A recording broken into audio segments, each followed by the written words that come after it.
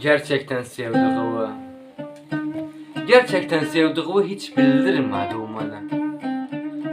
Menden başka gevluğu verdi o gelen gidene. Ölsem kadrim bilende o ne diyesen vicdana. İnsanlar sevdiğinin hayatta kadrim bilmez. Ölse kadri bilinir, bes elden bir şey gelmez. Ne ahlamın yanında ne yanında şans geldi. Ne bir gün halim soran, ne kimse kapım çaldı.